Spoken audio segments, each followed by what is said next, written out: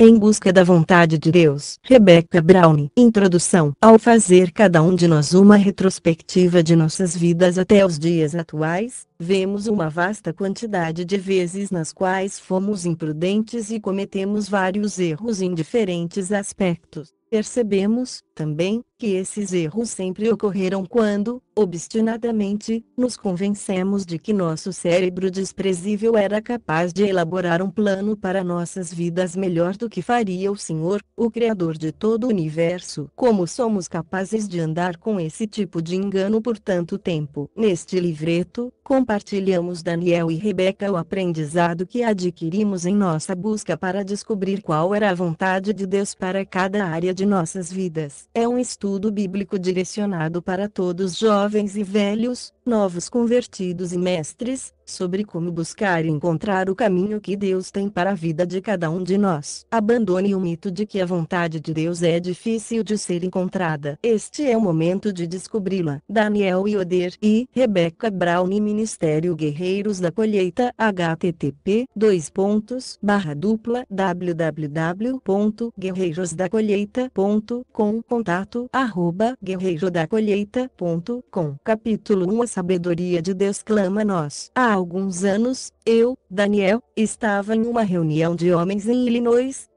com mais de 100 participantes presentes, quando o preletor convidado fez a seguinte pergunta: quantos de vocês creem que é difícil identificar a vontade de Deus para suas vidas? Creio que somente meia dúzia de mãos não foi levantada e fiquei boquiaberto quando o preletor confessou que, inclusive ele, tinha dificuldade com o assunto. Ao desenvolver o tema, acabou não oferecendo nenhuma solução real para a questão. O fato é este: cremos que identificar a vontade de Deus para nossas vidas é uma tarefa extremamente difícil. Crença que, por fim, acaba se tornando verdade. É algo que se torna real em nossas vidas somente porque acreditamos que assim seja. Vamos, agora, analisar a infalível e indiscutível Palavra de Deus, para descobrir se esta percepção, a qual todos nós estamos inclinados, é tão verdadeira quanto nossa experiência nos diz. Acho que você descobrirá que não existe base bíblica para a crença de que é difícil identificar a vontade de Deus. Pelo contrário, descobrirá que Deus promete repetidamente falar conosco e nos guiar fielmente, além de garantir que se fará ouvido por aqueles que realmente desejam saber o que Ele tem a dizer. Para descobrir qual é a vontade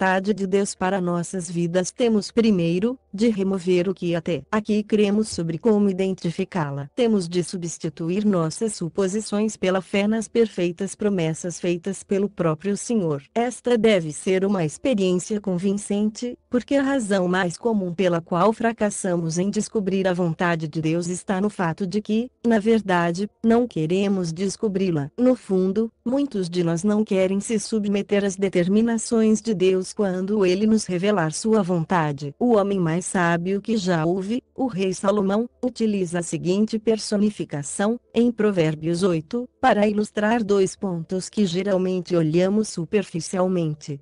1. É de extrema importância conhecermos a sabedoria de Deus, e 2. A sabedoria de Deus não é tão difícil de ser conhecida como pensamos. Não irei replicar o capítulo 8 de Provérbios aqui, pois quero que você pegue sua Bíblia, ore a Deus para que Ele abra seus olhos e seu coração, para que possa entender plenamente o que Ele está dizendo a você. Leia e estude minuciosamente Provérbios capítulo 8. Após fazer isto, retorne a esta leitura. Se leu com atenção, certamente percebeu, Provérbios 8 diz que a sabedoria está clamando. Ela está dando direção para qualquer um que queira ouvir. A sabedoria grita suas instruções perfeitas tão alto, que é capaz de penetrar em todos ao redor. O problema é que a maioria está com ouvidos tampados. Salomão prossegue nos dizendo que a sabedoria é mais merecedora dos nossos desejos do que o dinheiro, a fama, o prazer, o sucesso ou qualquer outra coisa que o mundo possa nos oferecer. Isto nos mostra que nossa falta de êxito em ouvi-la é devida ao fato de que desejamos mais as coisas do mundo que conhecer a vontade de Deus depende de uma atitude do coração e, para ouvirmos a voz de Deus mais claramente, devemos orar para que o Senhor remova todos os desejos desejos egoístas que temos em nós e que conflitam com a sua perfeita vontade. Um bom livro sobre este assunto é A Procura de Deus, de A. W. Tozer. Tiago nos diz que Deus não esconde sua sabedoria daqueles que a buscam. Ao contrário, particularmente se deleita em compartilhar conosco seus planos para nossas vidas. Se algum de vocês tem falta de sabedoria, peça a Deus, que a todos dá livremente, de boa vontade, lhe será concedida. Tiago 1:5. O temor do Senhor é o princípio do conhecimento, mas os insensatos desprezam a sabedoria e a disciplina. Provérbios 1:7. A essência da sabedoria é o desejo de ver as coisas através dos olhos de Deus, não dos nossos. Se olharmos para nós mesmos, para nossas vidas, nossos desejos, nossas circunstâncias e nossos relacionamentos através dos olhos de Deus, então seremos capazes de encontrar a sabedoria do Senhor. Capítulo 2. Porque não conseguimos ouvir Deus? Deus quer que o ouçamos. Aquele que tiver ouvidos que ouça, ouça o que o Espírito diz. Sei que você pode estar se perguntando, mas se a sabedoria de Deus está clamando alto deste jeito para nós, como vimos anteriormente, porque não conseguimos ouvi-la? A Bíblia nos dá discernimento de muitos erros que cometemos e que nos privam de conhecer a vontade de Deus. Alguns deles são: 1. Duvidamos que Deus seja a única fonte totalmente confiável de sabedoria. A promessa de sabedoria em Tiago 5 vem com uma condição: é preciso crer. Quando desejamos receber sabedoria de Deus, diz o texto, devemos crer que, verdadeiramente, Ele nos dará o que estamos pedindo. Se algum de vocês tem falta de sabedoria, peça a Deus, que a todos dá livremente, de boa vontade, lhe será concedida. Neste caso, a promessa de Deus de dar sabedoria aos que creem é diretamente proporcional à realidade de que Ele desvia sua sabedoria de nós quando duvidamos e não prestamos atenção às suas instruções, quando somos levados de um lado para o outro pelos nossos desejos, que conflitam com a vontade expressa de Deus. Esta é uma das principais razões pelas quais se torna muito difícil descobrir a vontade de Deus. Nós duvidamos que podemos,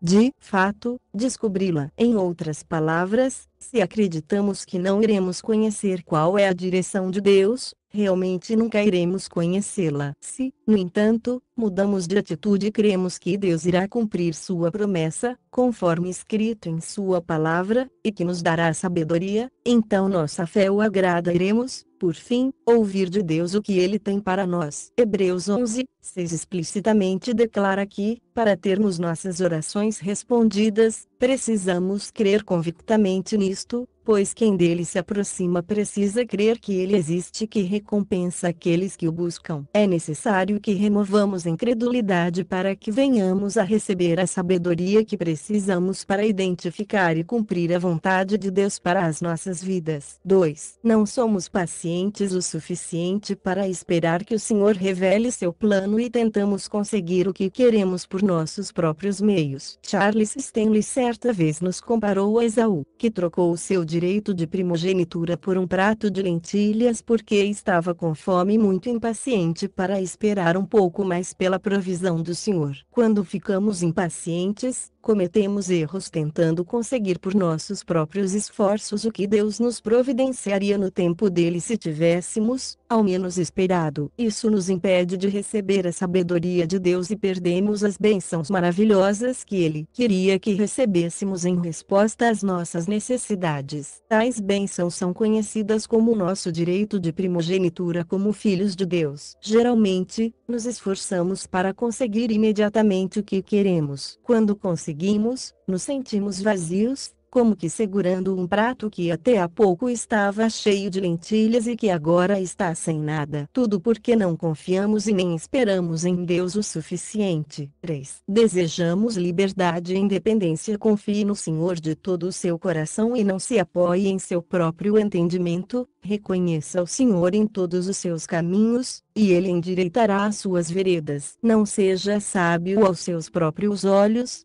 Tema o Senhor e evite o mal. Provérbios 3:5-7. Durante nossa adolescência, queremos muito alcançar liberdade e independência, e a vontade de vivermos nossas vidas da maneira que queremos, de irmos aonde queremos, quando queremos, com quem queremos. Logo depois, a vida adulta nos traz a liberdade que tanto desejávamos ter durante a adolescência, mas em um tempo crucial em nossas vidas. Até então, era a responsabilidade dos nossos pais e da igreja se certificarem de que estávamos sendo ensinados no caminho do Senhor. Isso, para aqueles de nós que tiveram o privilégio de ter tido uma família cristã. Agora, como adultos, mais que nunca manter nossa vida e nosso relacionamento com Deus se tornou responsabilidade exclusivamente nossa. É um período difícil da vida, porque tendemos a pensar que podemos seguir os desejos do nosso próprio coração e acabamos ignorando a vontade de Deus para nós. Deixamos Deus de lado, o Pai que nos ama mais do que nós somos capazes de nos amar. Em Provérbios 3, a Bíblia nos adverte que devemos ignorar nosso próprio entendimento e recusar ter nossa mente e emoções ditando as direções que devemos tomar. Algumas fontes de conselho são fáceis de rejeitar. Por exemplo, muitos americanos têm procurado psicólogos para obter ajuda e muitos cristãos fazem o mesmo. Não obstante, tanto Cleo como Johnny Warwick, famosas psicólogas americanas, estão falidas e perdidas, com problemas até o pescoço. Mas a sabedoria e a verdade de Deus ainda estão valendo e sempre valerão. Passará o céu e a terra, mas as minhas palavras jamais passarão. Mateus 24:35. Louvado seja Deus! Os verdadeiros cristãos não precisam correr para psicólogos, pois estão firmados na palavra de Deus e sabem que o Senhor nunca irá deixar de socorrê-los. Ademais, têm o entendimento de que ir atrás de ajuda psicológica mundana somente irá trazer destruição às suas vidas. É fácil enganar o mundo descrente por causa da sua ignorância, o que deve ser óbvio para nós, cristãos. Além do mais, temos sido advertidos, inclusive pela Bíblia, de que podemos facilmente nos enganar com toda essa estupidez que o mundo nos oferece. Infelizmente, muitas vezes nós simplesmente não conseguimos enxergar a verdade por trás das coisas e acabamos caindo no engano. Tem sido dito que as coisas mais influentes que podemos dizer são as coisas que dizemos a nós mesmos, e que ninguém pode nos enganar como nós mesmos. Nada é mais capaz de nos enganar e de nos levar a um caminho errado que o nosso próprio coração. Isto ocorre porque nosso coração sempre parece certo para nós, mesmo quando está completamente errado. O coração é mais enganoso que qualquer outra coisa e sua doença é incurável. Quem é capaz de compreendê-lo? Jeremias 17:9. O livro de Provérbios nos diz que, se quisermos viver uma vida estável e reta, devemos tapar os ouvidos para o que o nosso coração nos diz e seguir apenas a voz de Deus. O mundo diz, ouça a voz do seu coração, mas a palavra de Deus diz que ouvir esse conselho é imprudência e estupidez. A verdade é que muitas pessoas têm aprendido,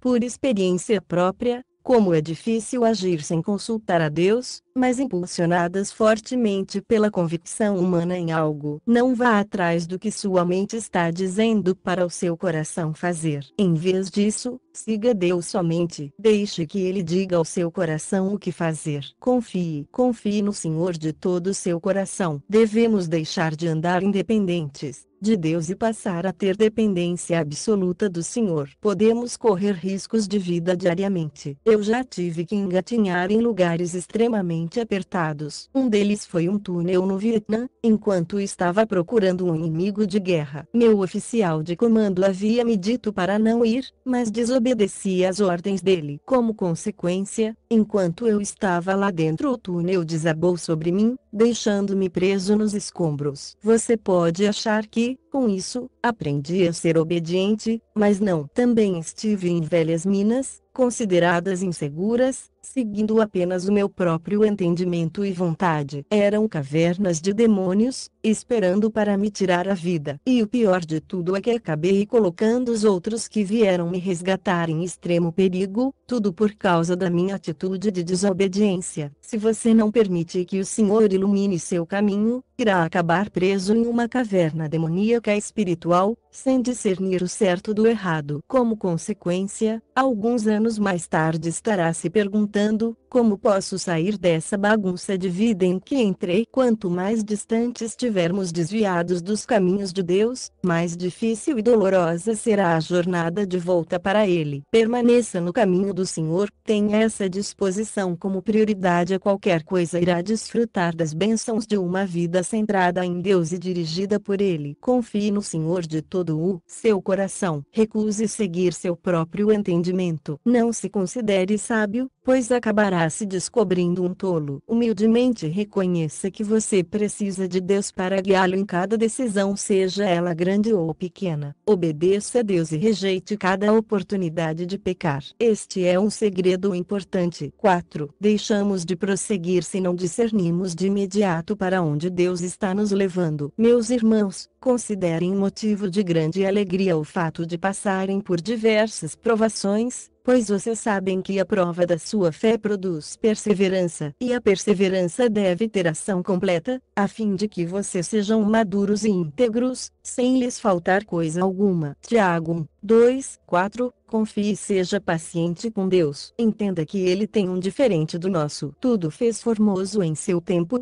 Ec 13:11. Lembre-se de que Deus não é obrigado a mostrar, imediatamente, o que planejou para você. Na verdade, você pode não estar apto para lidar com os propósitos dele no momento. Aprenda a aceitar a promessa de Deus de que Ele é lâmpada para seus pés e luz para o seu caminho, como suficiente para o momento que está vivendo. Você pode não perceber para onde o caminho que percorre o está levando, mas com certeza saberá, na hora certa, qual o próximo passo a ser dado. Raramente Deus nos mostra o caminho inteiro antecipadamente. Algumas vezes, Ele testa nossa paciência e confiança nele. Nessas situações, sua direção não é revelada até o último minuto, quando realmente estivermos precisando dela. Se Deus ainda não lhe deu as respostas e a direção que você tem procurado, continue esperando nele e ele irá cumprir sua parte. O Senhor pode nem sempre lhe dar as respostas que você deseja, mas sempre irá lhe responder quando ele estiver certo de que você realmente precisa delas. E sua bondade não é menor se ele esperar, como dissemos, até o último momento, para iluminar o seu caminho. Como os israelitas no deserto, algumas vezes somente temos de manter os nossos olhos na nuvem, durante o dia, e na coluna de fogo durante a noite. Quando elas se moverem, nos movemos juntos. Devemos manter nossos olhos em Deus e ficarmos onde estamos até quando Ele assim determinar. Só devemos nos mexer quando Ele nos direcionar a fazer isso. A nuvem e a coluna de fogo de sua presença sempre estarão conosco. Apenas devemos manter, pacientemente, nossos olhos nele e ele não falhará quanto ao que deseja para nós. Além disso, devemos examinar nosso coração e os desejos carnais contidos nele. Davi orou no Salmo 51:6 ao Senhor, dizendo: sei que desejas a verdade no íntimo, e no coração me ensinas a sabedoria. Se estamos mentindo para nós mesmos acerca do que queremos, pode ser que acabemos, de fato, fazendo valer nossa própria vontade, pensando ser o que Deus quer. Temos de ser honestos quanto às nossas expectativas, sonhos e desejos carnais, e tornar tudo muito mais fácil colocando todos esses desejos aos pés da cruz e seguindo a Deus. Deus promete contentamento para aqueles que encontram alegria nele. Honestamente, avalie seu coração, irá aprender a não andar atrás das coisas que roubam a alegria do Senhor da sua vida. 5. Desobedecemos a Bíblia porque achamos que podemos passar por cima dela, tentando sozinhos encontrar a solução dos nossos problemas. Muitas vezes, entramos em conflito acerca de qual seja a vontade de Deus para nossas vidas porque estamos esperando que Ele nos direcione a fazer algo que queremos fazer, mesmo que a sua palavra afirme que esse algo é errado. Se este é o caso, ficaremos um longo tempo esperando, pois Deus nunca irá se contradizer. Deus é hoje o mesmo de ontem e de sempre. Termos chegado ao século XXI não mudou a vontade de Deus. Quando decidimos passar por cima do que Ele nos diz em sua palavra, na esperança de que Ele nos faça uma exceção por causa das nossas circunstâncias, ficamos em conflito, pois Deus não muda de ideia quanto ao que diz em sua palavra, não importa o quanto tentemos persuadi-lo. Cometemos esses erros porque achamos que suas leis irão nos negar o que queremos e precisamos. James Dobson ilustrou este assunto com uma história sobre o seu hamster de estimação. O pobre hamster não entendia que era melhor para ele não sair da sua gaiola. Tentava com toda a sua força sair,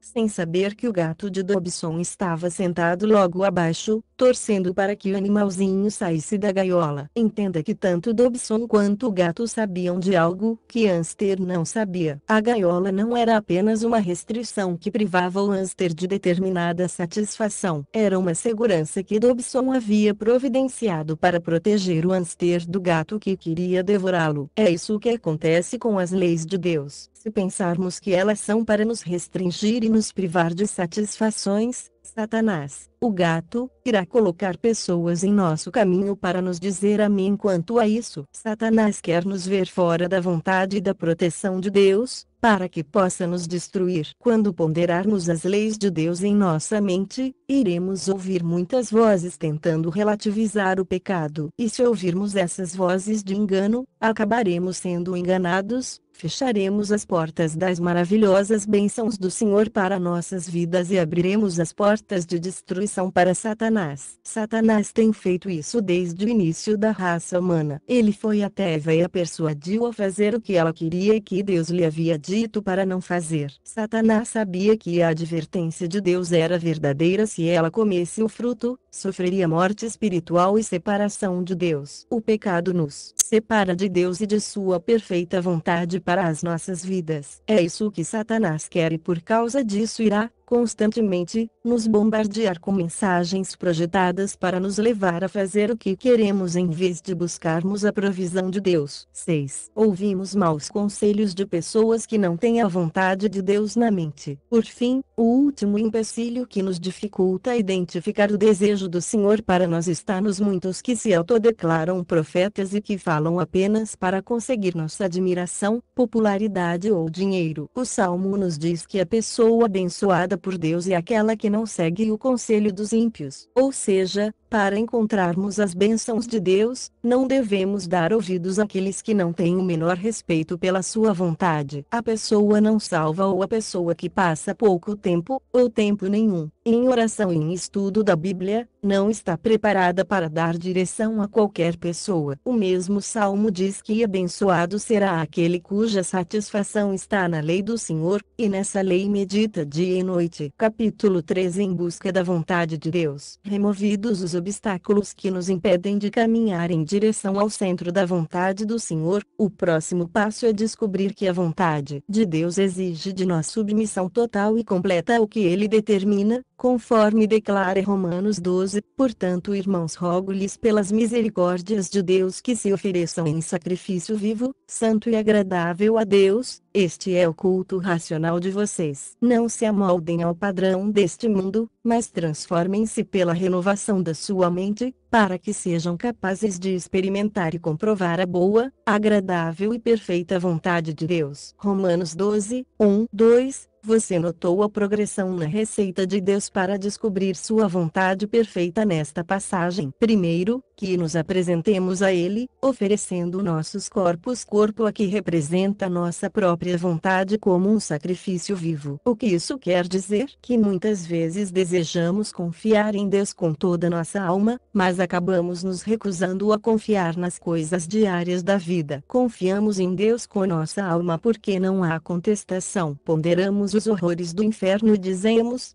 claro, Deus, quero o céu. Tome minha alma. Confiarei em ti por toda a eternidade. Mas não confiamos nele aqui e agora. Entregamos nossas almas, mas não nossos corpos. Queremos o controle desta vida. Tome a minha alma, Deus, nós dizemos, mas me deixe decidir onde meu corpo estará, com quem estará e quando. Deixe-me determinar o meu próprio cronograma e correr atrás dos meus sonhos nesta vida, e quando tudo isso acabar, minha alma irá te seguir. Mas Deus diz que, Para descobrirmos a sua vontade, devemos primeiro apresentar nossos corpos a Ele como um sacrifício. Ele deve ter o controle absoluto de nossa vida. Os 11 primeiros capítulos de Romanos falam sobre a misericórdia com que Ele promete o céu para nossas almas. Romanos 12 começa com um então. Em outras palavras, Paulo está dizendo, uma vez que Deus tem sido tão abundantemente misericordioso em salvar sua alma, eu lhe peço que também entregue a Ele seu corpo. Deixe-o assumir o governo da sua vida agora. Em seguida, após apresentarmos nossos corpos em sacrifício a Deus,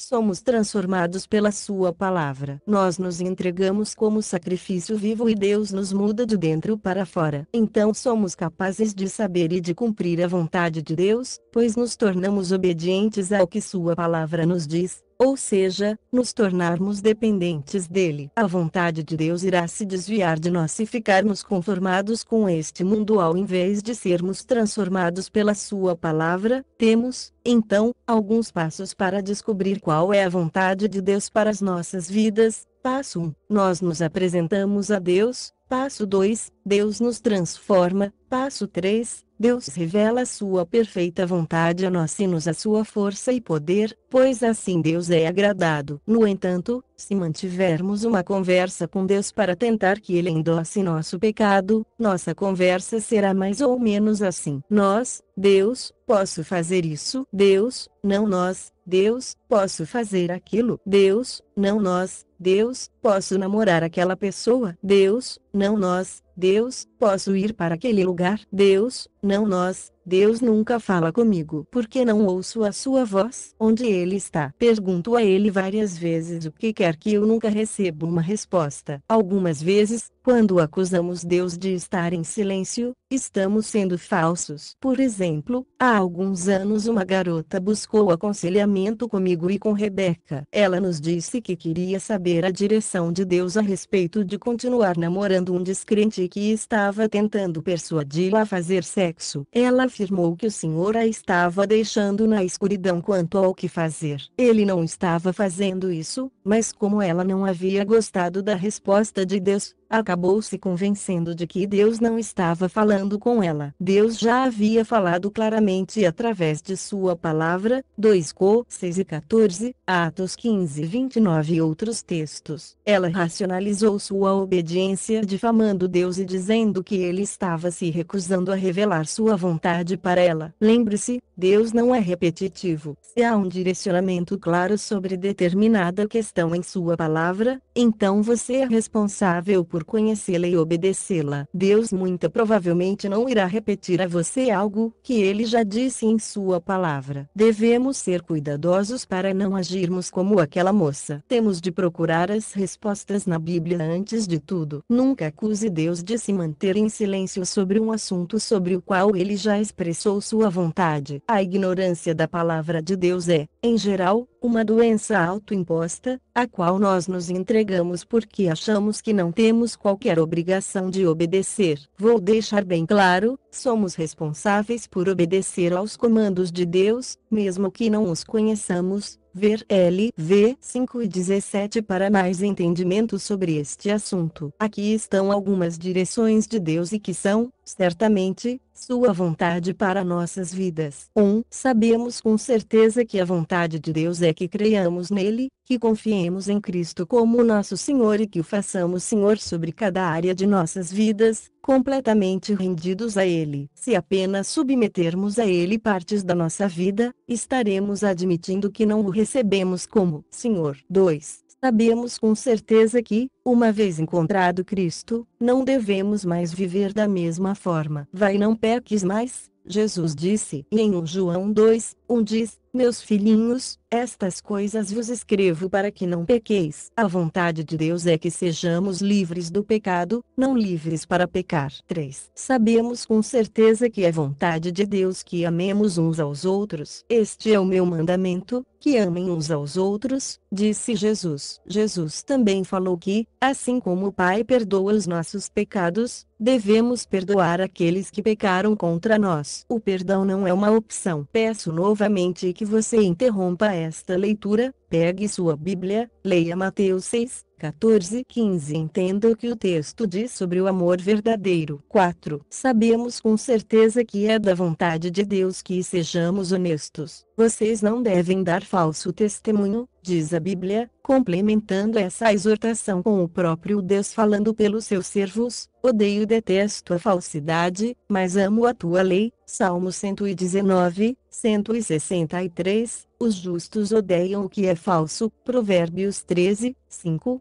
Cada um de vocês deve abandonar a mentira. Efésios 4 e 25, e, ainda, não mintam uns aos outros, CL 3, 9. Mentira é pecado que a maioria dos cristãos comete de vez em quando. Nós damos desculpas ou mentimos para deixar de fazer algo ou de ir a algum lugar. 5. Sabemos com certeza que é a vontade de Deus que sejamos testemunhas de Cristo. Vocês serão minhas testemunhas, Jesus disse, Atos 1, 8. E ainda, ide por todo o mundo, e pregai o evangelho a toda criatura. Marcos 16 e 15. Isto é um mandamento. 6. Sabemos com certeza que é a vontade de Deus não termos relações sexuais fora do casamento. Não adulterarás. Êxodo 20. A vontade de Deus é que vocês sejam santificados, abstenham-se da imoralidade sexual. 1 TS 4, 3. Pois aos fornicadores e adúlteros Deus os julgará. Hebreus 13, 4. E o corpo, porém, não é para a imoralidade, mas para o Senhor, e o Senhor para o corpo. Não sabem que o corpo de vocês é santuário do Espírito Santo que habita em vós, e que vocês não são de si mesmos. 1 Cor 6, 13, 19. 7. Sabemos com certeza que é a vontade de Deus que não o profanemos ou o desonremos com nossas palavras. Não tomarás em vão o nome do Senhor, o teu Deus, pois o Senhor não deixará impune quem tomar o seu nome em vão. Êxodo 20, 7, 8. Sabemos com certeza que é a vontade de Deus que não façamos nada que não seja legal para nós, ou mesmo apegarmos o que não seja legalmente nosso. Não furtarás. Não cobiçarás. Êxodo 20, 15, 17. Se estudássemos a palavra de Deus, descobriríamos sua vontade muito rapidamente sobre estas e sobre outras questões que ele deixou bastante claras para cada um de nós. Estes mandamentos de Deus nos foram dados para nos proteger e para nos fornecer a vida mais abundante possível. Estes mandamentos existem porque Deus nos ama. Satanás quer que negligenciemos estes mandamentos de Deus a fim de que soframos as suas consequências, pois ele nos odeia. Capítulo 4. Obedecer, o segredo para ouvir Deus. Lembre-se, o Salmo 68, 18 nos diz que, se estamos envolvidos em pecado conscientemente, Deus não nos ouve. Por isso é tão importante que vivamos nossas vidas em obediência aos comandos gerais de Deus. Algumas vezes, descobrir a vontade de Deus sobre assuntos específicos requer obediência a Ele nas questões mais gerais, mesmo quando ele nos ordena fazer o oposto do que queremos. Lembra da história de Filipe, o apóstolo, e como ele conduziu o eunuco da Etiópia a Cristo? É preciso entender que Filipe amava pregar o evangelho,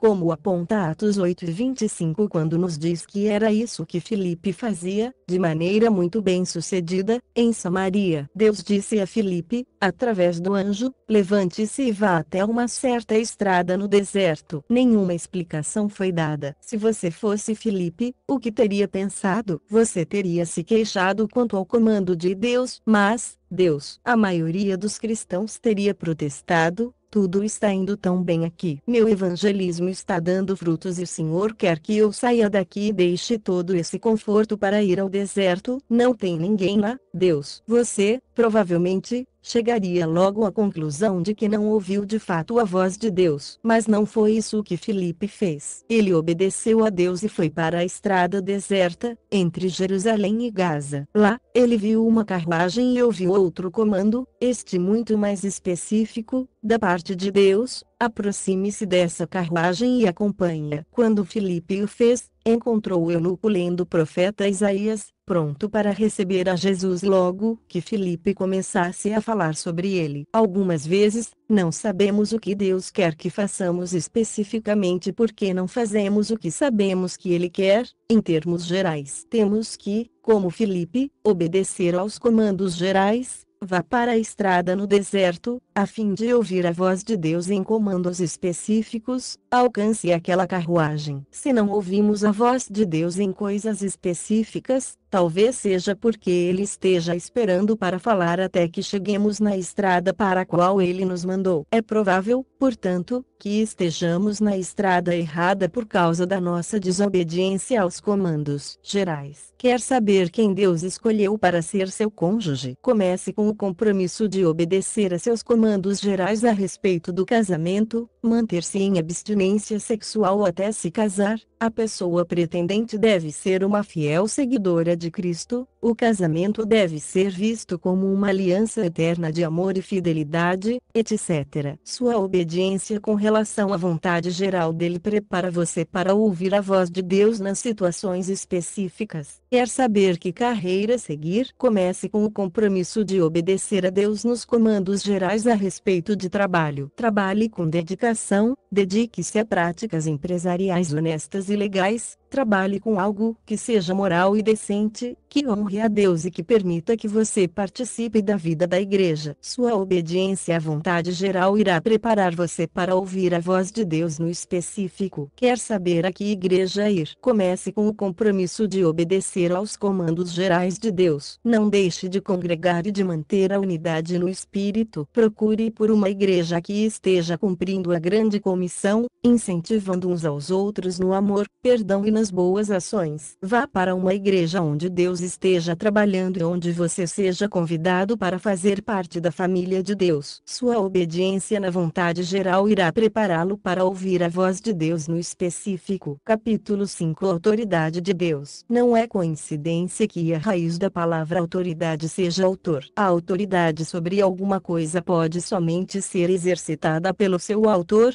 ou por alguém a quem o autor delegue autoridade. Qualquer autoridade meramente conferida, de homem para homem, não é uma autoridade legítima. A autoridade legítima sempre tem Deus como sua única e verdadeira fonte. É por isso que apenas obedecemos ao homem, mesmo autoridades ou governadores humanos, se suas ordens não conflitarem com os comandos de Deus em sua palavra. Em João 10, Jesus nos dá uma bela visão de como nós ouvimos sua voz através do relacionamento com Ele. Como reconhecemos sua voz como voz de autoridade. Jesus disse: "Eu sou o bom pastor. O bom pastor dá a sua vida pelas ovelhas. Eu sou o bom pastor, conheço as minhas ovelhas e elas me conhecem, assim como o Pai me conhece, eu conheço o Pai, e dou a minha vida pelas ovelhas. As minhas ovelhas ouvem a minha voz, eu as conheço, e elas me seguem." João 10 e 11, 14, 15,27. Primeiramente, veja o conceito Jesus e nós como definidor de conhecimento mútuo. Isto é mais profundo que simplesmente o conhecer ao Senhor que traz salvação, porque Jesus está falando de salvação apenas quando se refere às minhas ovelhas. Quando a Bíblia fala sobre conhecer alguém, está se referindo a conhecer alguém intimamente. Por exemplo, fala de um homem conhecer sua esposa e como resultado desse conhecimento gerar em um filho. Este conhecer um ao outro, segundo Jesus, é tão íntimo como um ato conjugal. Para alcançar a profunda intimidade em um relacionamento, é necessário confiança, compromisso, devoção, sacrifício, tempo investido e amor incondicional. Jesus tem amor incondicional por nós, está sempre disponível para nos ajudar. Ele provou seu amor em seu sacrifício por nós. Mas será que temos o mesmo amor e devoção por Ele? Fatores requeridos para esta intimidade com Deus, ou são nosso amor e nossa devoção por Deus condicionais? Nós o louvamos e o amamos quando as coisas estão ruins? Será que ainda conseguimos ser devotos a Ele quando estamos atolados de trabalho? Nosso compromisso com o Senhor balança quando há um sacrifício a ser feito. Negamos nossa devoção a Ele em público. Se realmente desejamos ouvir a voz de Deus e não estamos brincando com relação a isso, devemos estar dispostos a desenvolver intimidade com Ele. Para que isso aconteça, todo impedimento terá que ser removido. Nossa agenda terá de ser mudada. Nossas prioridades terão de ser mudadas. Não devemos esperar ouvir Deus quando não estamos dispostos a amá-lo o suficiente para sentarmos e conversarmos com Ele até que consigamos ouvir o inconfundível som da sua voz. Não brinque com Deus. Temos de levar a sério esta intimidade com Cristo se quisermos realmente ouvi-lo. Tire algum tempo para orar agora, ore e medite antes de continuar a leitura. Peça ao Senhor para que lhe mostre como amá-lo e como confiar nele o suficiente para que você obtenha um tipo de conhecimento especial entre você e seu Salvador. Depois continue a leitura. Uma vez desenvolvido o nível de intimidade e de relacionamento com Cristo, Jesus nos diz, em João 10:27, duas coisas que terão de acontecer. Primeiro, que iremos ouvir sua voz. Não há nada de talvez, é provável ou quem sabe nesta afirmação. Ele simplesmente diz que iremos ouvir sua voz. Segundo, que teremos de segui-lo. Não somente saberemos, mas iremos cumprir a vontade de Cristo. Novamente, não há a menor sombra de dúvida sobre esta declaração. Quando Jesus e você se conhecerem intimamente, você ouvirá a sua voz e o seguirá. Outro ponto importante para edificar nossa confiança em Deus, para encontrar sua sabedoria e direção, é lembrar da nossa caminhada já feita com Ele. Quando percebermos que Deus conquistou nossa confiança com sua fidelidade, iremos confiar nele cada vez mais. Será que Deus pode confiar e contar com você, ou você ainda não é digno disso? Deus nos salvou e, se fizermos uma retrospectiva em nossas vidas, veremos que este foi apenas um dos muitos milagres que Ele fez por nós. Deus já fez mais que o suficiente para merecer nossa confiança. Por isso, devemos confiar nele totalmente, em tudo. Sua vontade é perfeita e Ele nos ama muito para reter o que é verdadeiramente melhor para nós. Deus nos ama além da nossa capacidade de compreensão. Ele deseja satisfazer nossas necessidades e Ele é o único que pode fazer isso. Como Ele é um guia perfeito, você deve ser receptivo à sua exortação. Confie no Senhor de todo o seu coração e não se apoie em seu próprio entendimento. Reconheça o Senhor em todos os seus caminhos e Ele endireitará as suas veredas. Provérbios 3:5-6. Foque em Deus todos os seus pensamentos. Isso significa se comprometer a nunca deixar que a desconfiança ou o desejo tenham prioridade sobre a vontade expressa de Deus. Significa nunca permitir que sua percepção emocional seja sua verdade. Jesus é a verdade. Implica nunca agir sem que Deus o direcione, nunca falar se Deus não deu a direção. Significa nunca correr na frente de Deus e também nunca ficar para trás. Implica nunca deixar que seu entendimento intelectual seja fonte da sua sabedoria, mas significa isto sim, levar cada pensamento cativo em obediência a Jesus Cristo. 2 Cor 10:5 significa estar disposto a confiar e a obedecer, mesmo quando o comando de Deus não faz sentido para seu coração ou mente. A paz vem quando estamos seguindo a Deus na direção certa, mas esta pode não vir até que estejamos dispostos a obedecer. Isto, porque Deus não é obrigado a se explicar para nós, somente a nos direcionar. Nossa responsabilidade continua sendo enorme, quer entendamos porque Ele está nos dando determinado direcionamento ou não. Estudar a palavra de Deus, ir a Ele com fé, confiar nele para nos dar sabedoria e descansar em seus perfeitos planos de amor para nossas vidas, essa é a regra fundamental. Tudo isso e mais suas orações. Mas temos de estar dispostos a obedecer ao que ele diz em oração, mesmo que não queiramos ouvir ou fazer. O preço de buscar o Senhor não é maior que o preço de não obedecer à sua vontade. Desobedecê-lo sempre trará consequências desastrosas. Sempre, se obedecermos e confiarmos, a vontade de Deus não poderá nem irá nos decepcionar. Se vivermos em obediência, iremos nos regozijar conforme formos colhendo os benefícios do grande privilégio de estarmos no centro dos planos de Deus para nossas vidas. Lembre-se, o Criador do Universo tem um plano maravilhoso para cada área de nossas vidas. Basta que o sigamos e seremos bem-sucedidos. Capítulo 6 Como saber qual é o chamado de Deus para a sua vida? Eu, Rebeca, quero tentar ajudá-lo a identificar o chamado de Deus para a sua vida com relação à obra específica que ele tem para você em seu reino. Em primeiro lugar,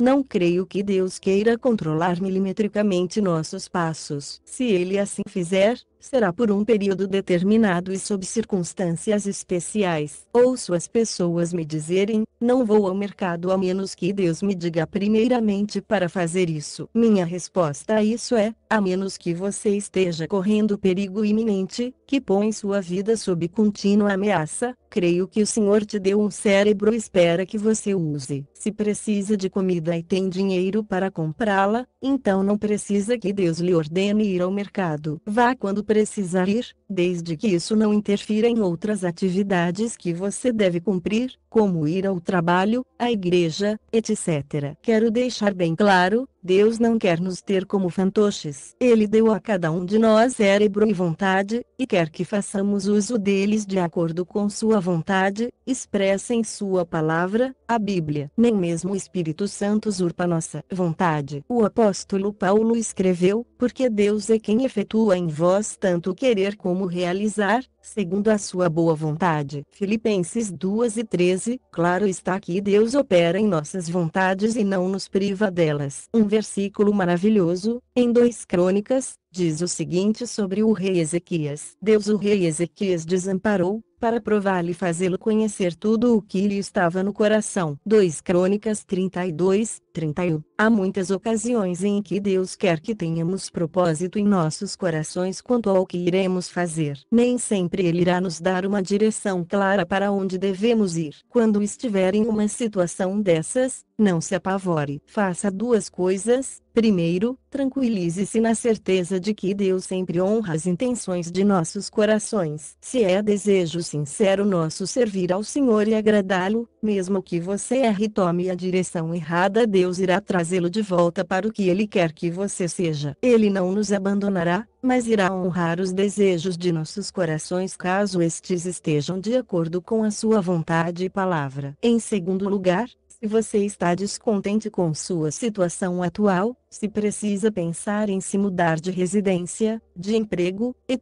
permita-me, de pronto, acrescentar algo: se você é um péssimo empregado sempre chegando tarde ao trabalho, uma pessoa que vive faltando sob alegação de doença para procurar emprego, então esse princípio não se aplica a você. Seu descontentamento não é causado por sua necessidade de mudança, mas por sua falta de responsabilidade. Mas, se você precisa se mudar, ou pensa que sim, mas não recebeu nenhum direcionamento claro do Senhor, então nossa recomendação é a seguinte: avalie as opções. Ao fazer isto, ore e peça ao Senhor para abrir as portas que Ele quer que você passe e para fechar aquelas que não são dele. Lembre-se de que Deus pode usar você onde quer que esteja. Muitas vezes, Ele simplesmente nos dá a opção de escolher o que queremos fazer. Daniel e eu muitas vezes tivemos de avaliar alternativas, pedindo a Deus que abrisse e fechasse portas. Deus sempre honrou nossas orações em relação a isso. Por exemplo, quando Daniel e eu estávamos vivendo em Oregon, desejávamos desesperadamente encontrar uma casa e termos um local fixo, uma vez que estávamos morando em um trailer por bastante tempo. Não tínhamos recebido nenhum direcionamento específico do Senhor de que devíamos nos mudar e, então, começamos a avaliar as alternativas. Procuramos por muitos lugares, sempre orando para que o Senhor abrisse e fechasse as portas para nós. E Ele o fez. Eu costumava brincar que Deus já devia estar ficando aborrecido de tanto bater portas em nossas caras. Por fim, após 6 meses de intensa busca, Daniel começou a pensar sobre uma propriedade aqui no Arkansas, onde ele havia nascido. Quanto mais pensava sobre ela, mais se sentia com pressa em ver se ela estava à venda. Ao checar a possibilidade, Deus se moveu. Ele realizou um milagre atrás do outro, abrindo as portas para nós. Então nos mudamos para o Arkansas e Deus tem nos abençoado abundantemente aqui. Mas quero ressaltar que estávamos nos movendo e vendo as possibilidades. Lembre-se de que Deus não irá guiar nossos passos até que comecemos a andar. Quando Deus abre uma porta para você, na maioria das vezes ela é aberta rapidamente, sem muitos problemas, você tem paz a respeito dela. Se for algo pelo qual você tem de se esforçar para abrir, então sugiro que retroceda, pois provavelmente está tentando avançar na direção errada. Podemos, por nossa própria vontade e insistência, estar forçando a abertura de portas pelas quais Deus não quer que passemos. Mas,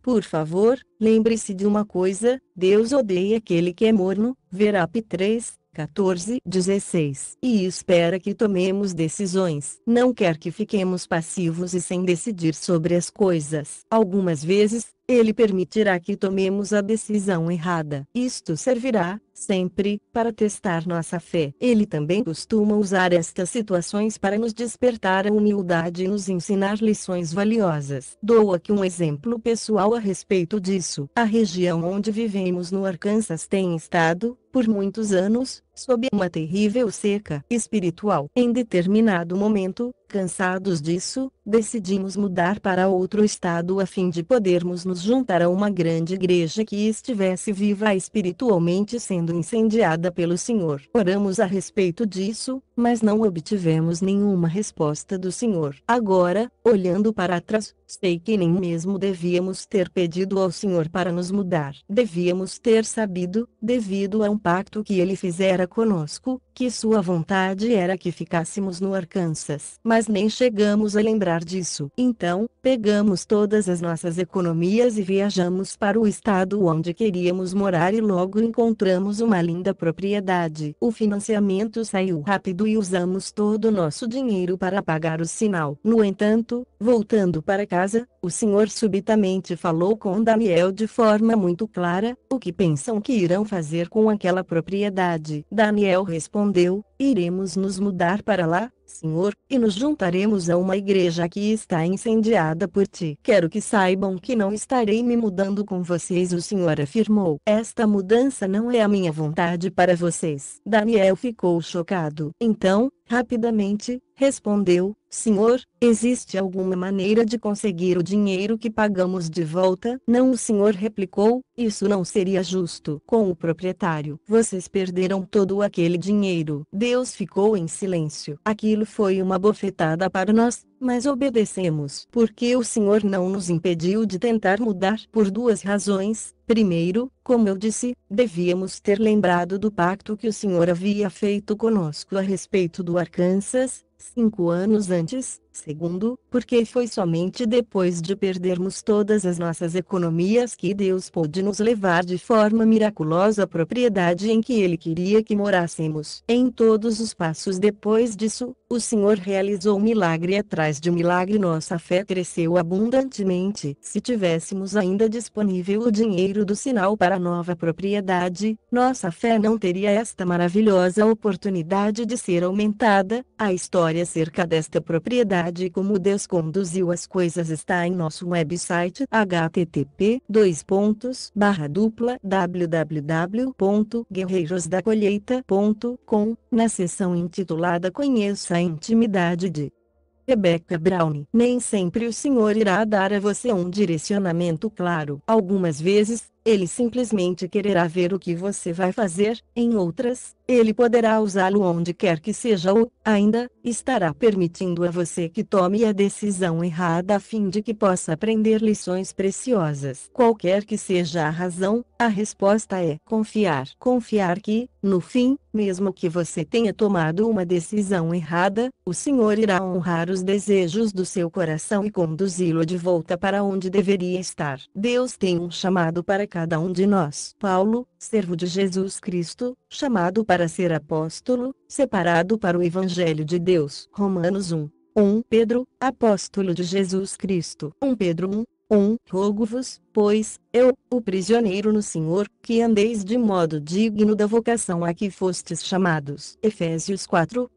Estes e muitos outros versículos deixam claro que os líderes do Novo Testamento conheciam seus chamados, sem sombra de dúvida, e esperavam que cada cristão também conhecesse seu chamado. No entanto, em nossos dias, Esta é uma área de grande confusão e de conflitos no corpo de Cristo. Suponha que exista em um exército uma unidade de soldados conduzidos pelo capitão. Entre esses homens existem alguns com estas características. Um deles possui habilidades de mecânico, sendo capaz de consertar qualquer coisa: tanques, caminhões, lançadores de míssil, etc. O outro possui habilidades em idiomas, na leitura de mapas, e pode se adaptar a qualquer cultura facilmente. Suponha, agora, que o capitão da unidade seja repentinamente substituído por um novo capitão, que não conhece bem os homens. Este novo capitão pega o homem com habilidades mecânicas e envia para as linhas inimigas a fim de fazer um trabalho de espionagem. O homem com habilidade em idiomas ele envia para consertar os tanques, caminhões e outros equipamentos. O que você acha que vai acontecer? Um caos. Certamente seria a sua resposta. E está certo, pois com certeza ocorreriam problemas muito graves se a situação fosse verdadeira. Não demoraria muito para que o espião fosse capturado e morto, e todos os veículos com defeito não fossem consertados. Por quê? Porque o capitão não conhecia as habilidades e dons dos homens sob seu comando e, por isso, não os conduziu para as tarefas que lhes seriam apropriadas. Infelizmente, é isso que mais acontece nas igrejas e ministérios de nossos tempos. As pessoas não são alocadas de acordo com os dons que Deus lhes deu e nem sequer sabem qual o chamado de Deus para suas vidas. Pior ainda, apenas tentam fazer o que acham que é importante ou glamouroso, não o que Deus realmente quer que elas façam. Pois somos feitura sua, criados em Cristo Jesus para as boas obras, as quais Deus preparou para que andássemos nelas. Efésios 2:10. Você não veio para o reino de Deus por acaso. Deus o chamou para pertencer ao seu reino em um momento específico, para um propósito específico. Não foi simplesmente a questão de você ser concebido e nascer. Deus o planejou individualmente antes mesmo de o mundo ter sido criado. Deus o criou e o presenteou com uma obra específica em seu reino. Se você não realizar esta obra, ninguém mais irá realizá-la. Esta é uma das razões pelas quais muitas de nossas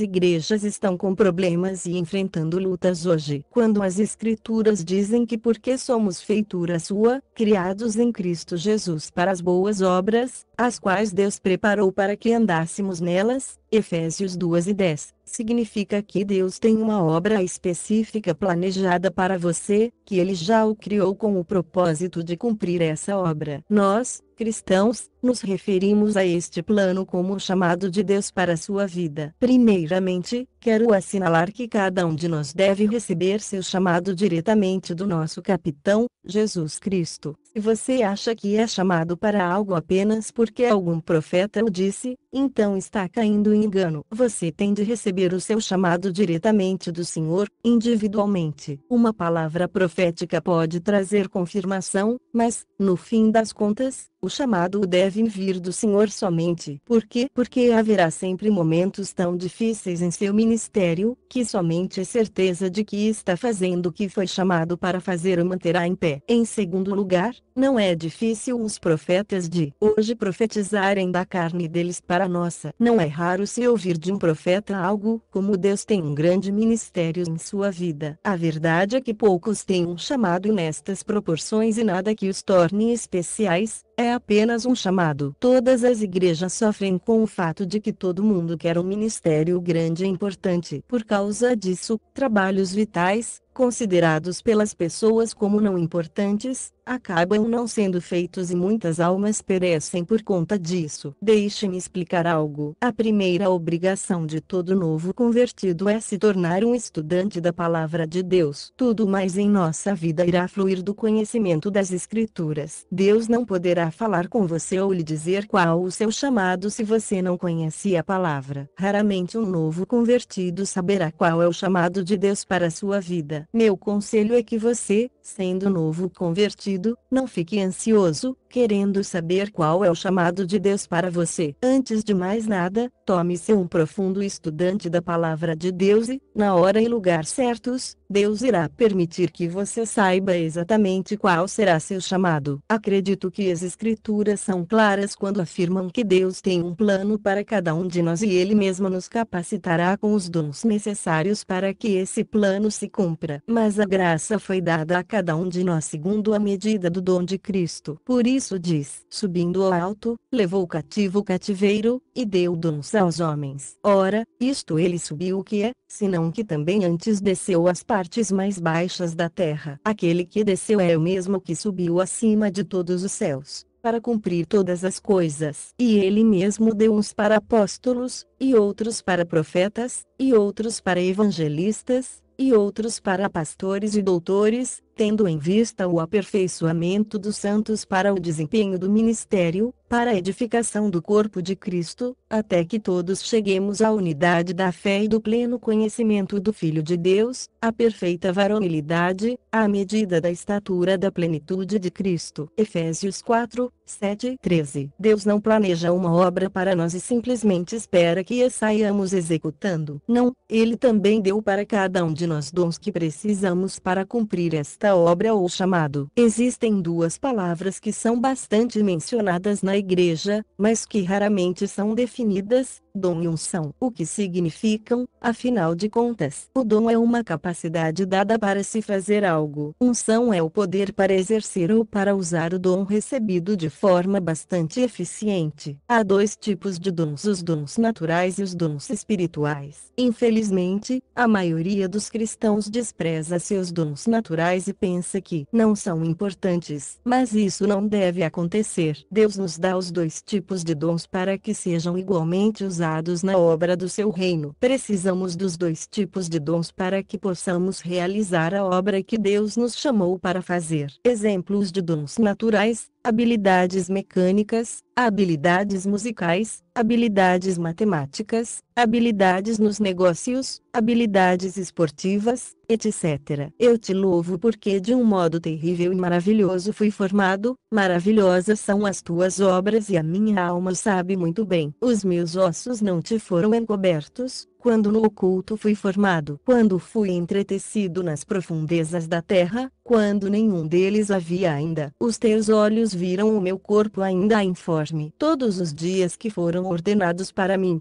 no teu livro foram escritos quando nenhum deles havia ainda. Salmos 139, 14, 16. Deus fez você, primeiramente, com os dons naturais, sabendo que os dons espirituais Ele daria posteriormente. No momento da sua concepção, antes mesmo de você ser formado ou nascer, Deus deu a você dons naturais específicos. Ele nos dá os dons espirituais depois, quando recebemos Jesus Cristo como nosso Senhor e Salvador. Os pais devem pedir a Deus que os ajudem a reconhecer os dons naturais de seus filhos a fim de poderem ajudar no desenvolvimento deles. Pistas de dons naturais: atividades que gostamos de fazer, que fazemos bem, que consideramos mais fáceis que os outros. Minha pergunta predileta para qualquer criança é: qual é a sua matéria favorita na escola? A maioria das crianças tem uma ou duas matérias favoritas. Essas matérias refletem seus dons naturais. A maioria das pessoas tem de 1 a 3 dons predominantes. O grande ataque de Satanás contra nossos jovens, hoje, tem o objetivo de impedi-los de exercer ou de desenvolver seus dons naturais. Quando pergunto a uma criança qual é a sua matéria favorita na escola, também ouço a seguinte resposta: eu não sei. Se pergunto, o que você quer ser quando crescer? Muitas também tendem a responder: eu não sei. Como é triste ver que Satanás tem corrompido nosso sistema educacional público a fim de que as crianças não sejam mais encorajadas a desenvolver seus dons naturais. Pais, mexam-se e preencham essa lacuna. Muitos dos que estão lendo este texto não têm cumprido o chamado de Deus para suas vidas porque nunca desenvolveram seus dons naturais. Como é possível contornar isso? Estudando. Você precisa aprender, crescer e desenvolver os dons naturais, da mesma forma que faz com os dons espirituais. Alguns dos que estão lendo este trabalho precisam voltar a estudar,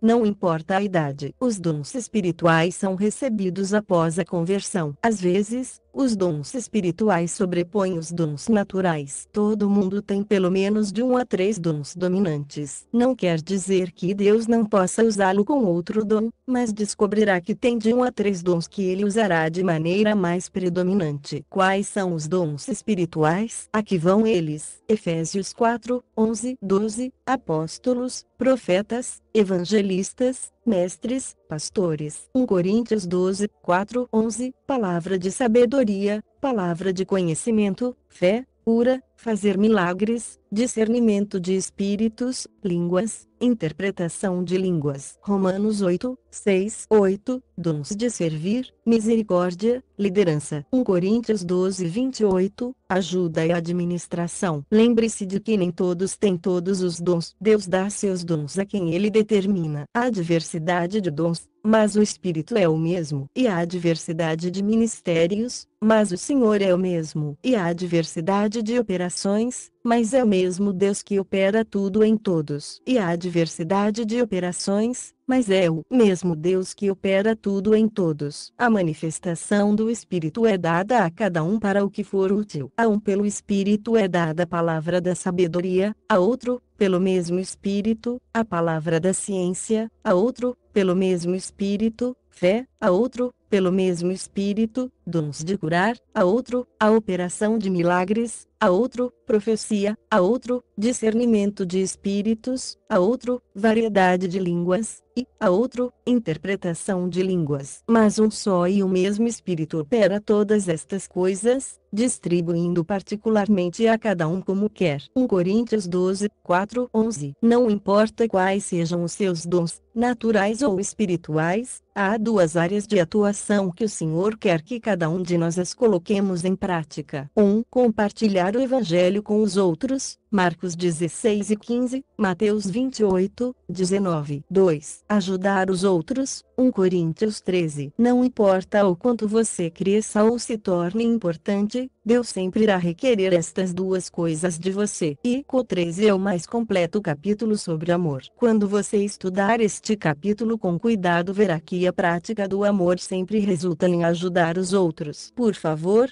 não confunda o dom de evangelismo com o mandamento de sempre estar pronto para compartilhar as boas novas com as pessoas. Quem tem o dom de evangelista tem a capacidade de abordar qualquer pessoa na rua e conduzi-la ao Senhor. As pessoas sem este dom não se conseguem fazer isso. Muito dano é causado nas igrejas cristãs que insistem que todos devem sair às ruas e testemunhar. Nem todas têm dom para isso, e se as pessoas forem forçadas a fazê-lo sem o dom, serão bastante traumatizadas. Todos, no entanto, devem aprender como compartilhar o Evangelho de forma eficiente a outros. Mas aqueles entre nós que não têm o dom de evangelismo devem, primeiro, estabelecer relacionamento com a pessoa antes de compartilhar o Evangelho. Capítulo 7. Colocando em prática. A maneira mais rápida de descobrir qual é o seu chamado é desenvolver, primeiramente, seus dons naturais. Depois de receber Jesus Cristo como seu Senhor e Salvador, comece a operar compartilhando o Evangelho e ajudando os outros. Ao fazer isso, verá que Deus irá trazer à sua vida pessoas às quais você está capacitado para ajudar. Muitas pessoas que leem meus livros me escrevem dizendo que sentem ter chamado para o mesmo ministério que o meu, mas elas sempre perguntam: como você chegou até as bruxas? Bem, deixe-me dizer algo, não coloquei um anúncio nos classificados dizendo procura-se bruxas para serem conduzidas a Cristo. Não, durante muitos anos fiquei sem saber qual era o chamado de Deus para minha vida. Sabia com convicção que Ele tinha algo específico para mim, mas não tinha a menor ideia do que era. Então, continuei desenvolvendo meus dons naturais, no meu caso, estudar medicina. Quando me tornei médica, comecei a perguntar a todo paciente que eu cuidava se poderia orar por ele. Isso me abria a porta para compartilhar o Evangelho. Então, diariamente, eu levantava e orava a Deus: Senhor, por favor, abre meus olhos hoje e me mostre se há alguém que posso ajudar. Mostre-me o que posso fazer pelas pessoas. Percebeu como eu estava exercendo os dois ministérios básicos,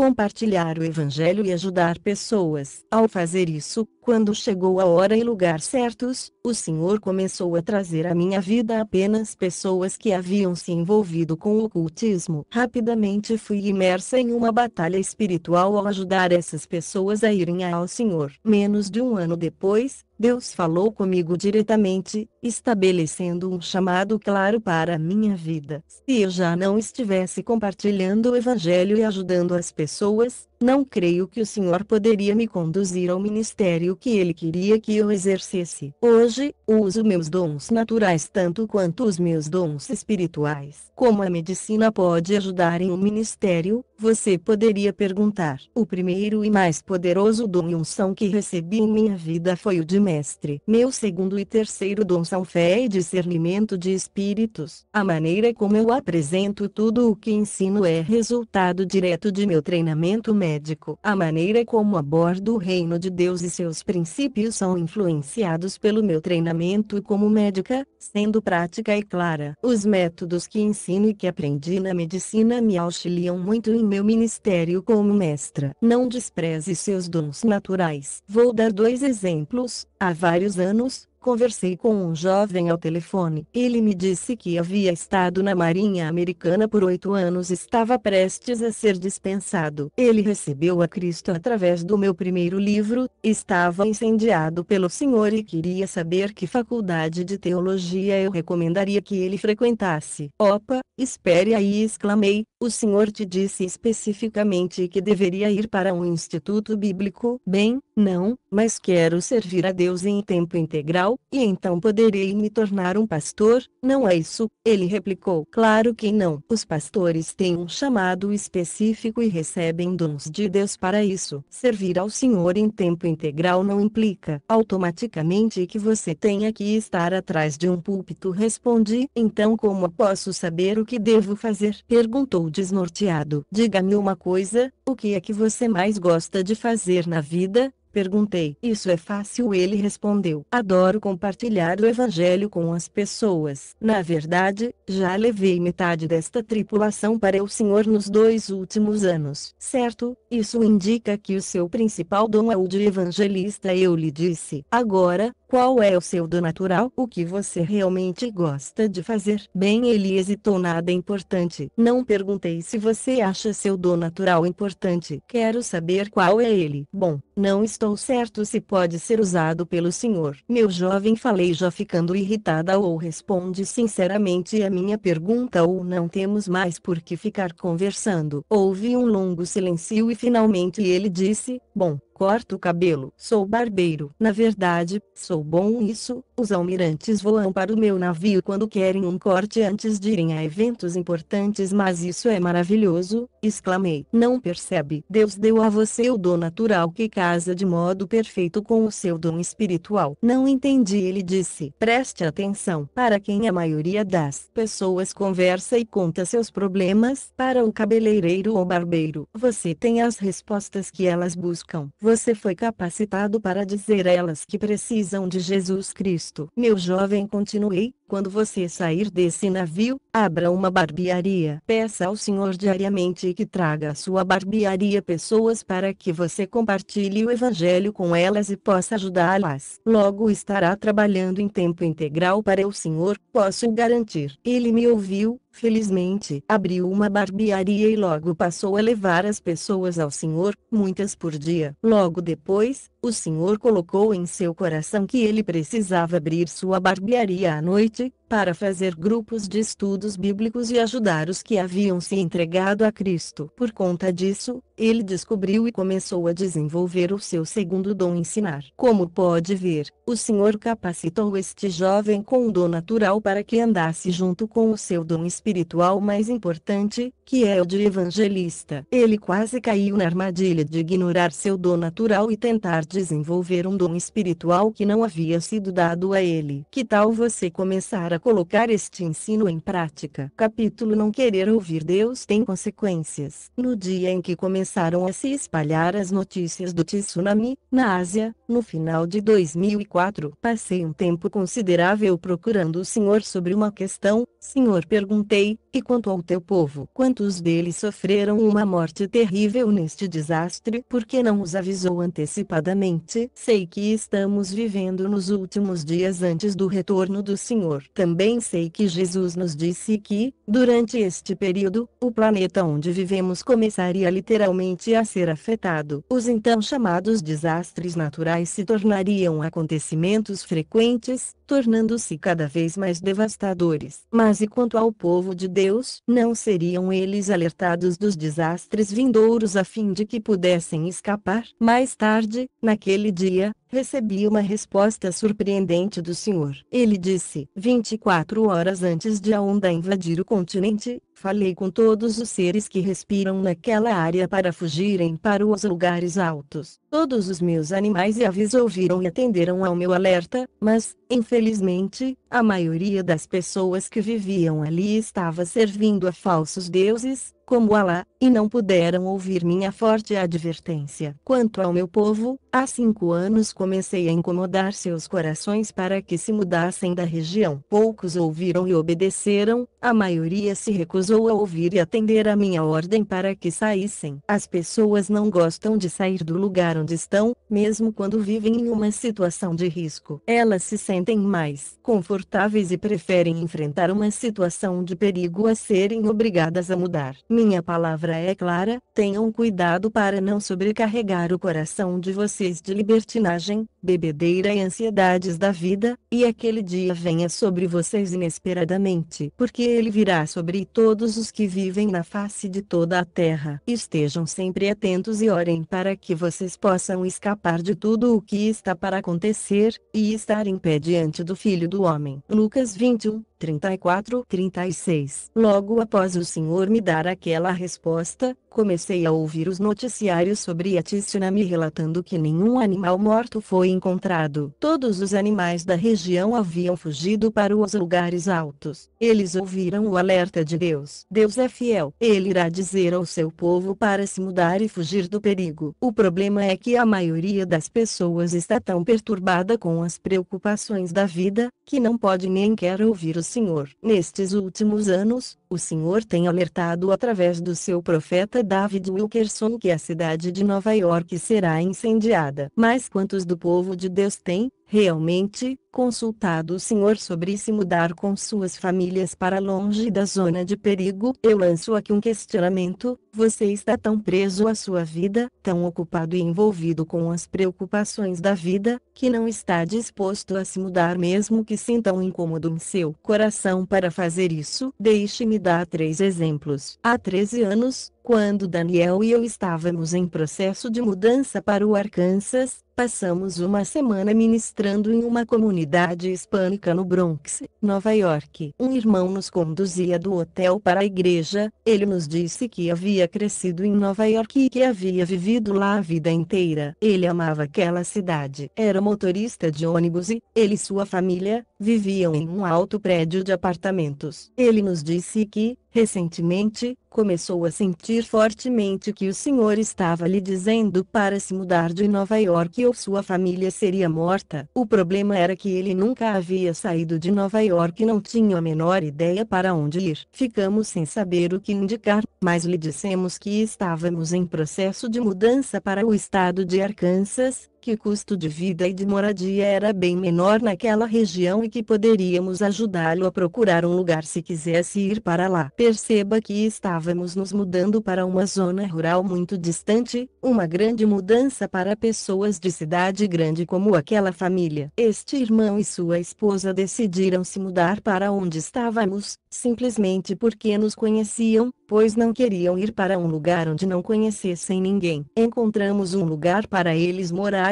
a apenas meia milha de distância de nós, e então se mudaram. A adaptação foi tranquila para eles. 6 meses depois que se mudaram, uma guerra de gangues estourou no Bronx e o prédio onde moravam estava no meio da zona de perigo. Muitos apartamentos foram arrombados e destruídos e a família que estava vivendo no apartamento antes ocupado por este irmão foi toda assassinada. Ao se dispor a mudar, este irmão salvou a vida da sua família. Ele não Daniel mora mais perto de nós, mas o Senhor abençoou aquela família aqui no Arkansas. Ele tem um bom emprego e sua casa própria, algo que nunca seria possível se tivesse permanecido em Nova York. Há pouco tempo, eu estava novamente ministrando em Nova York. Da mesma forma, um irmão ficou de me levar do hotel para a igreja e vice-versa. Enquanto conversávamos, ele me disse o seguinte: vivi em Nova York a vida inteira. Cresci aqui, este é o meu lugar. Sempre amei esta cidade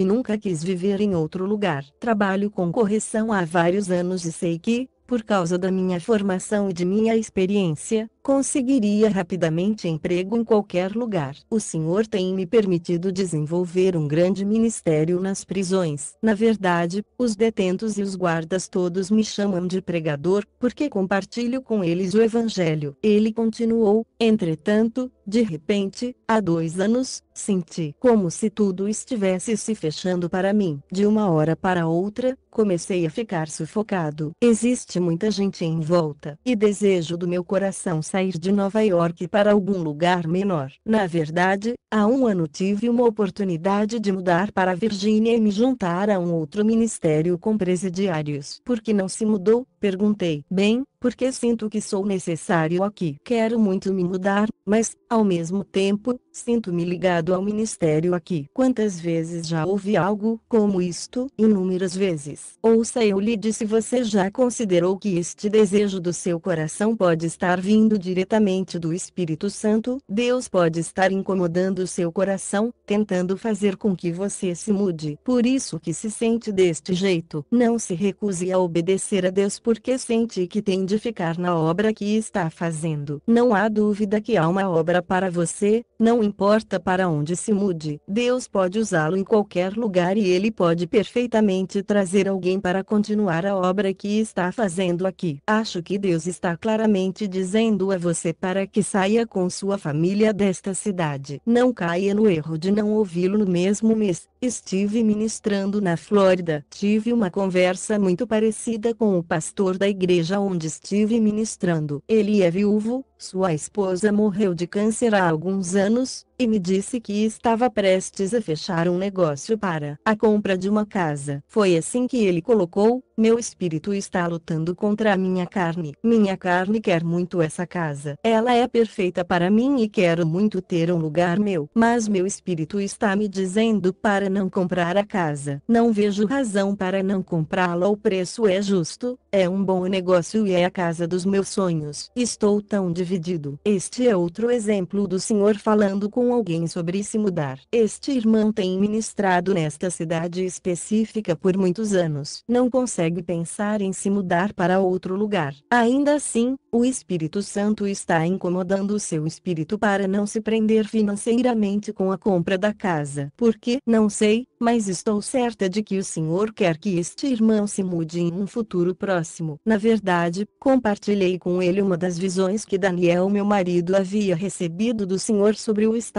da Flórida ficar submerso pelo oceano. Eu creio nisso, ele disse. Já tive uma visão similar. E ainda assim ele não conseguia pensar em se mudar da Flórida. Quando este desastre irá ocorrer? Não temos ideia, mas temos falado com vários outros cristãos que têm tido a mesma visão. O interessante é que nenhum deles está interessado em se mudar da Flórida. Infelizmente, cremos que ainda iremos viver para ver isto acontecer. Quantos do povo de Deus serão mortos ou perderão tudo? O Senhor está falando através de alguns dos seus profetas, avisando que seu julgamento irá em breve descer sobre a América. Quando isto irá ocorrer? Ninguém sabe ainda. Cremos, pelo resultado das eleições, que Deus deu à América mais 4 anos de misericórdia. Mas quando Deus estender sua mão de juízo sobre a América, você verá desastres naturais e outros, feitos pelo homem, muito piores que a tsunami na Ásia. Você conseguirá ouvir o Senhor lhe dizendo para se mudar. Deus agirá com fidelidade e incomodará o coração do seu povo para que saia das zonas de perigo. Se Ló pelo menos tivesse ouvido o Senhor, teria podido sair a tempo de Sodoma para poder arranjar outro lar para ele e sua família. Mas estava tão ligado à cidade, tão cheio das preocupações da vida, que se recusou a sair mesmo estando sua alma pesada pelo mal que via na cidade. Por causa disso, Deus teve que enviar um anjo para arrastar Ló e sua família para fora, no último momento, e ele perdeu tudo o que tinha. Por causa da desobediência, a mulher de Ló morreu sendo transformada em uma estátua de sal. Não somente ele perdeu tudo e mais a esposa, como também suas filhas acabaram cometendo um terrível pecado que poderia ter sido evitado se Ló tivesse saído da cidade a tempo. Hoje, temos o Espírito Santo habitando em nós para nos orientar. Duvido que Deus irá enviar anjos para arrastar seu povo para longe dos desastres. Ao invés disso, ele irá ordenar que saia a tempo. Deus está incomodando seu coração para que saia de onde mora ou que mude suas circunstâncias. Então, por que está prolongando isso? Nada que você possua ou esteja envolvido irá continuar valendo a pena quando uma grande catástrofe acontecer. Tudo pode ser destruído em um segundo, incluindo a sua vida e a de sua família. Ver Mateus 24, 15, 17. Estejam sempre atentos e orem para que vocês possam escapar de tudo o que está para acontecer. Lucas 21 e 36. Para mais informações sobre Rebecca Brown e Daniel Yoder, Ministério Guerreiros da Colheita, www.guerreirosdacolheita.com. Acesse os artigos escritos pelos autores periodicamente publicados no site www.propositoeterno.com.br.